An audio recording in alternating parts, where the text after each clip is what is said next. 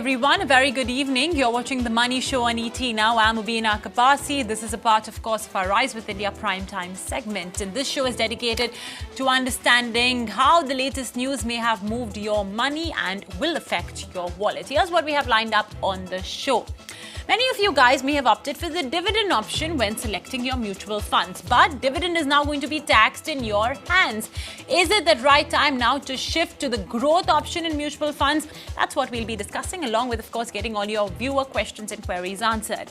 Also on the show, the Data Protection Bill has made its way to the Joint Parliamentary Committee, but we thought we'll give you a heads up of what it entails, what it means for your financial data, and who can get access to that. And finally, if you're getting married, you may consider taking a loan. But the question is, should you take a personal loan or a wedding loan that's new on the market? Which one's better? We will be talking to India Lens about the latest report on wedding loans that they have drafted. But here's topic one that we would like to talk about, continuing with all the announcements that have been delivered by FM Nirmala Sitharaman in Budget 2020, one of them being the abolishing of DDT, or the dividend distribution tax. Now, of course, the question is that if corporates will not have to pay dividend tax, who will be paying it? Well, it's going to be you. That's what essentially FM Sitharaman has done. Now, the dividend will be taxed in the hands of the shareholder.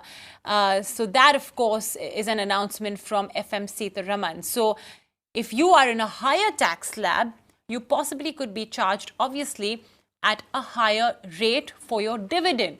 But if you're in a lower tax slab, then you do stand to benefit, because the dividend distribution tax was at a rate of 20.55% for equities. But what exactly does it mean for mutual funds? What about debt mutual funds? Does the rate differ over there? And what should you as well do as mutual fund investors, especially if you have the dividend option? Let's bring on board Lovaii Navlakhi, MD and CEO of International Money Matters, to take us through all the details. Mr. Navlakhi, thank you for joining us on The Money Show. I would like to start off first by talking a bit more about this new DDT regime, or rather the lack of the DDT regime, because now essentially FM Sitharaman is going to be taxing it in the hands of the shareholders. So purely from a mutual fund perspective, what was it like before and what is it going to change to for both debt and equity?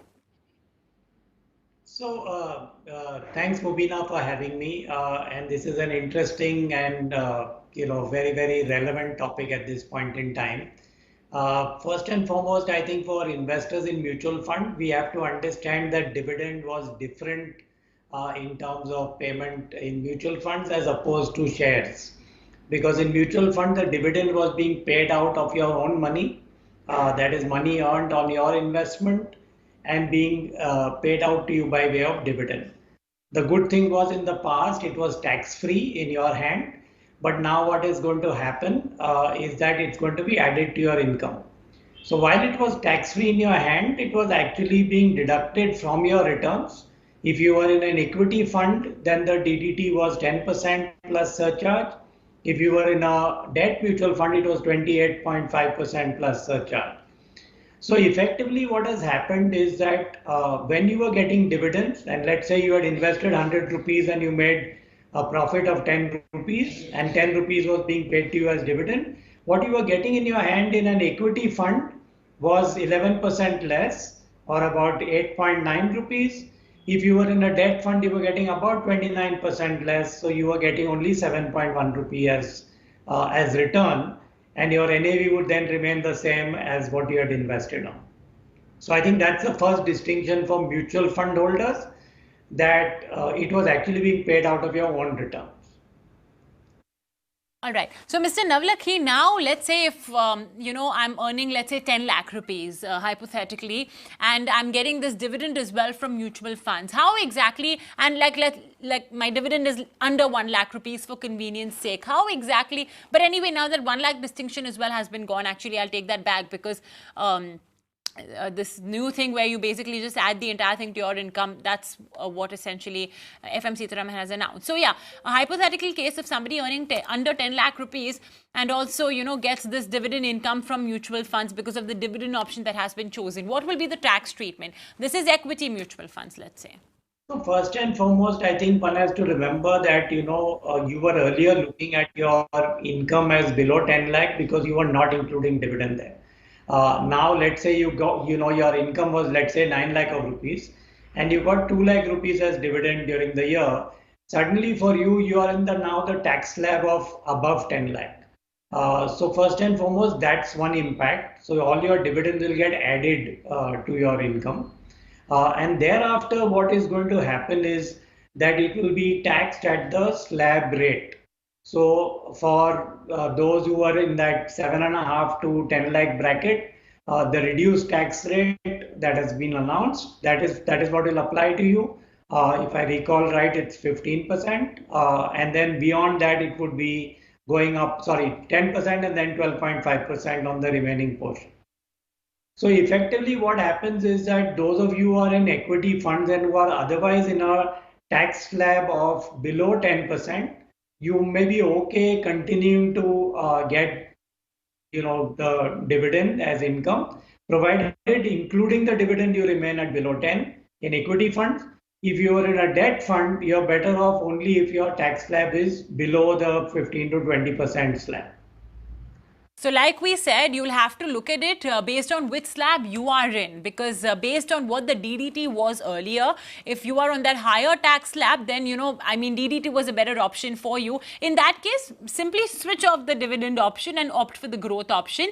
But if you are in that lower tax slab, then you essentially you could continue with the dividend option. Though, of course, financially, it may not be the prudent practice. Mr. Navlakhi, still for the benefit of all our viewers, if you could tell us those income levels again for both debt and equity mutual funds.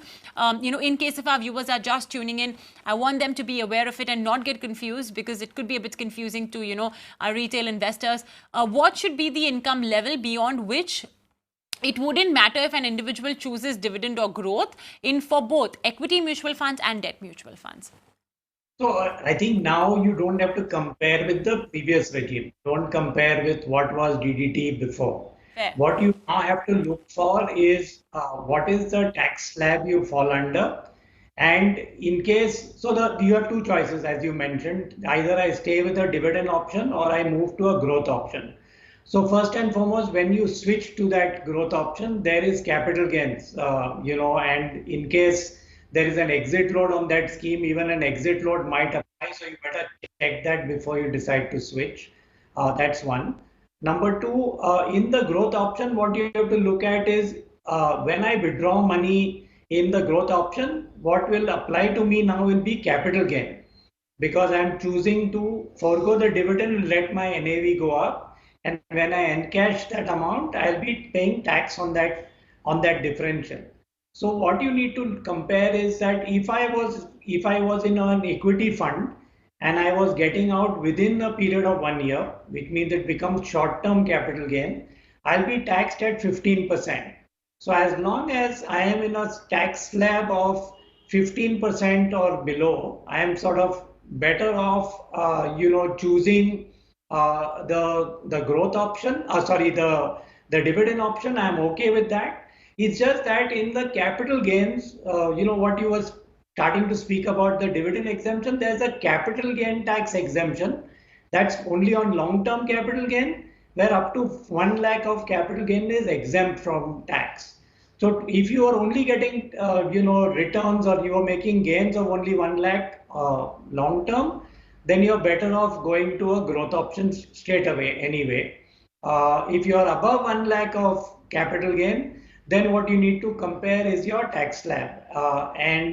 For those who are in the sort of income slab of below maybe 5 to 7.5 lakhs of income, they are okay continuing to be in dividend. Again, the warning is add the dividend income to your other income and then decide. If you are in a debt fund, though, what will happen is if you are exiting within a 3-year period, let's say you switch to a growth option and you are exiting within a 3-year period, it will anyway get added to your regular slab. So then there is really no difference between capital gain and dividend income, because it just added to your slab.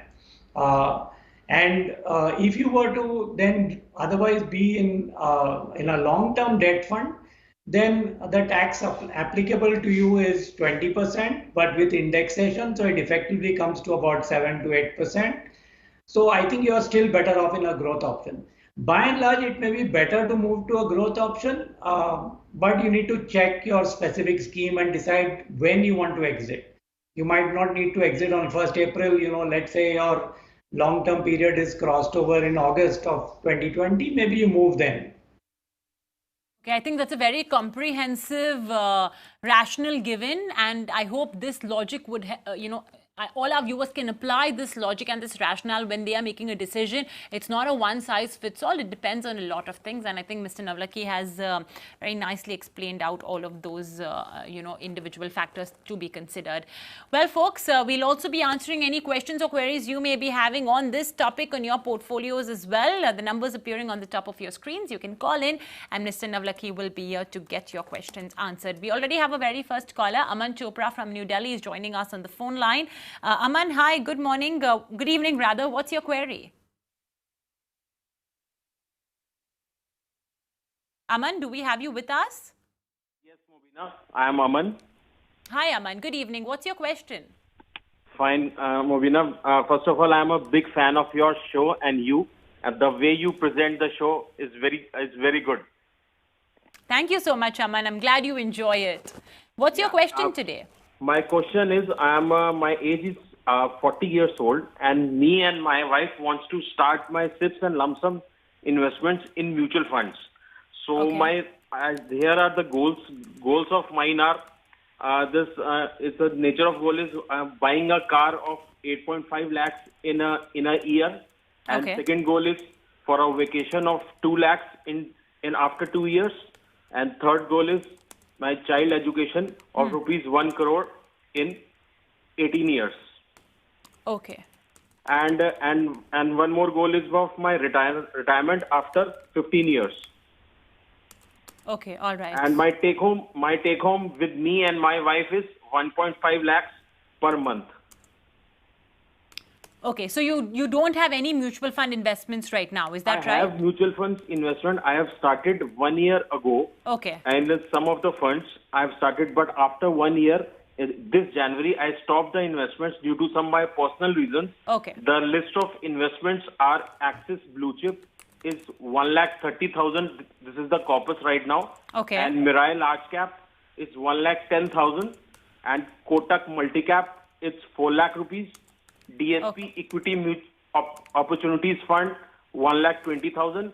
And fifth one is HDFC Small Cap. Total corpus right now is 1,10,000 rupees. My total corpus is approximately 8 lakh rupees. 8 lakh, right. And my FD right now is approximately 30 lakhs.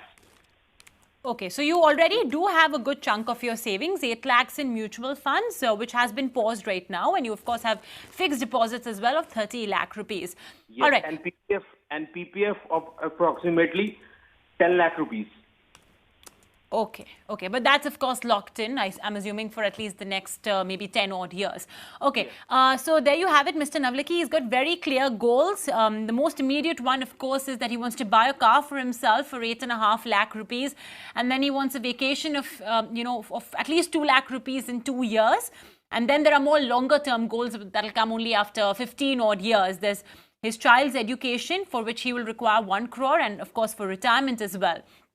1 lakh rupees per month is roughly what he earns between him and his wife per month. He already has got some savings. So, Mr. Navlakhi, how would you advise him to go about it? And also, should he, he already has accumulated a corpus in those 5 funds that he mentioned. So, should he resume his SIPs perhaps in these funds? Should he make any alterations? And do you think this is enough for him to meet all of his goals?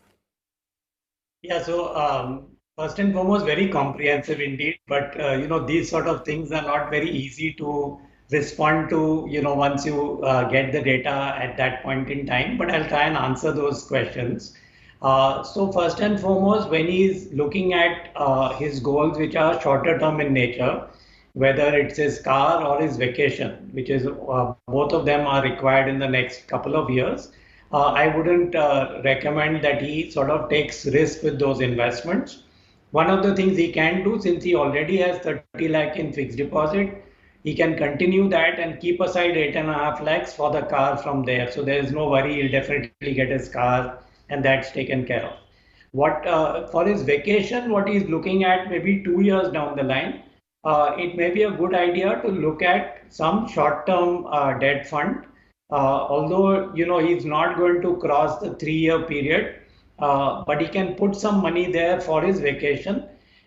Since he has already invested in equity funds more than a year ago, I'm guessing some of those also there could be an opportunity to exit those maybe 2 years down the line, which will remain long term, and he can use that money for the vacation.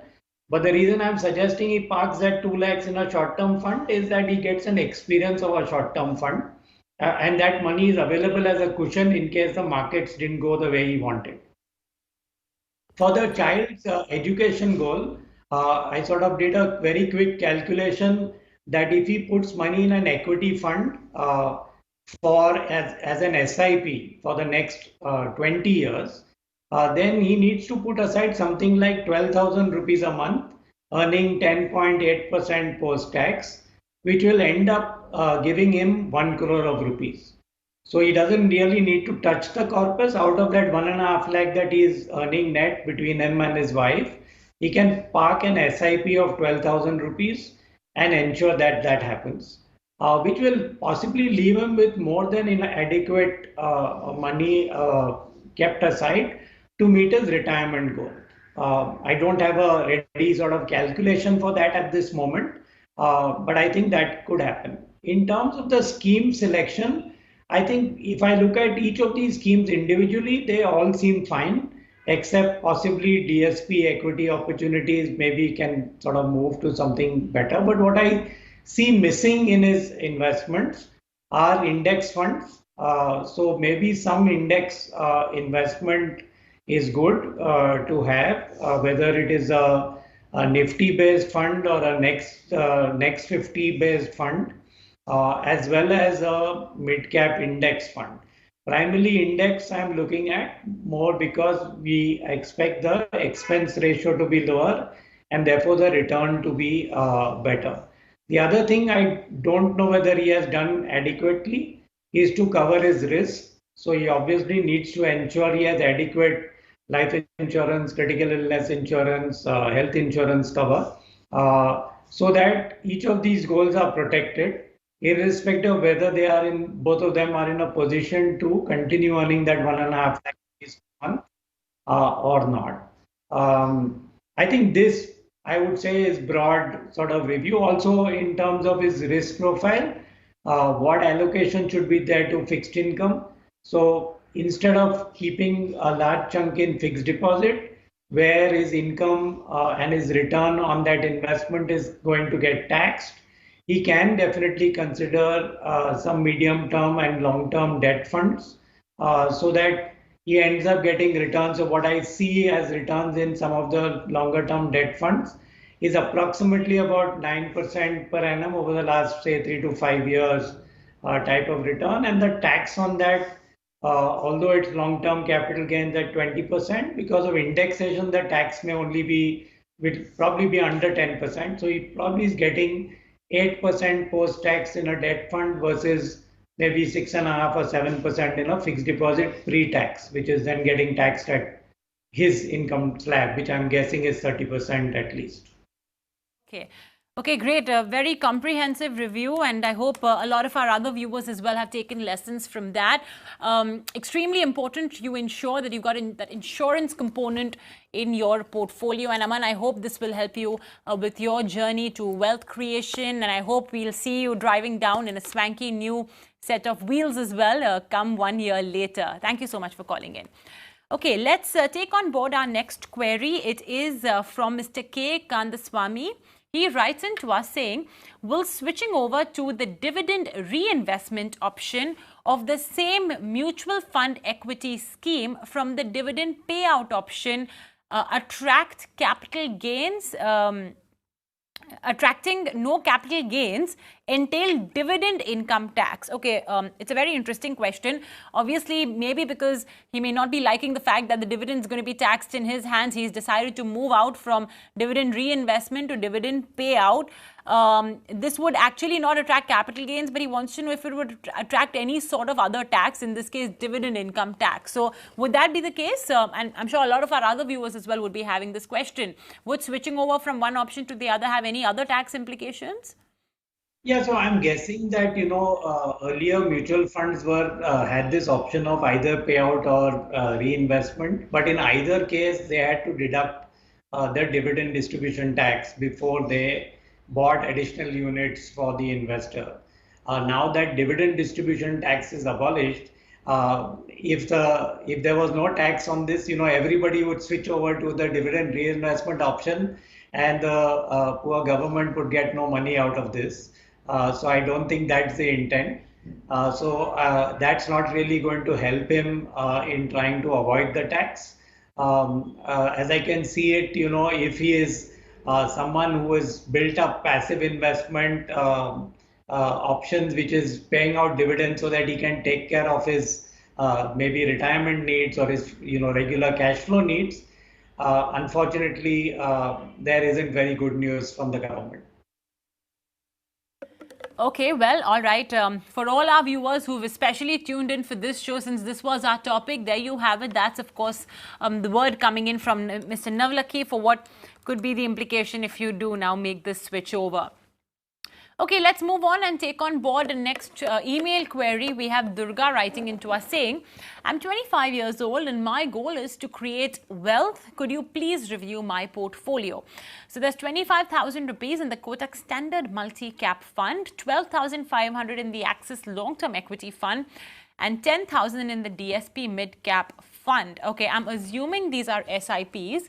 And a nice big chunky SIP of almost about 47,500 rupees is what Durga is already making at just the age of 25. So Durga, kudos to you. Of course, the question, of course, is that is this portfolio okay? There are just 3 funds. So Mr. Navlakhi, should Durga add more funds to the portfolio, or do you think this is enough? So the risk I see in this, in these investments, while the schemes per se are good, is that almost 50% is in one scheme, which is Kotak Standard Multi-Cap. While it has done extremely well in that category of multi-cap funds, I would sort of want to pare down that exposure in terms of percentage allocation. And as I keep telling all viewers, I think it is a good time to look at index funds. And have some money in index, because at some point in time, the outperformance that you see from the large cap actively managed funds will start coming down and then slowly spread over to even multi-cap funds. So having some index may be good. The other thing I notice is that there is one scheme, which is the ELSS scheme, where 12,500 is going every month and therefore 1.5 lakhs. So I'm assuming that she is not in a company which is deducting PF or she doesn't have any other insurance premium, which is another worry. And she's trying to take that entire benefit of 1.5 lakh through the ELSS scheme. So if she has any of these other investments, whether Provident Fund or I definitely think she should look at insurance, then she may want to reduce that quantum in that fund. While it has again done well, you don't want to get into a fund unnecessarily with a 3-year lock-in. So that's another thing that she might want to consider. So firstly, too much concentration in only Kotak Standard Multi-Cap, 25,000 rupees put in over there. So that should be brought down a tad bit. And the other point is, well, one good thing, I suppose, Mr. Navlakhi, that Durga is doing is that the ELSS investment has not come in only in Jan, Feb, March. She's evenly spreading it out as against the habit that a lot of our viewers have, that, to quickly make those ELSS investments in the last 3 months of the financial year. So I think that is one good thing. But yeah, do consider any Provident Fund that your employee may be, deducting, and then make the, the balance ATC investments. All right. With that, Sorry, Mr. Navlakhi, I think, wants to add something.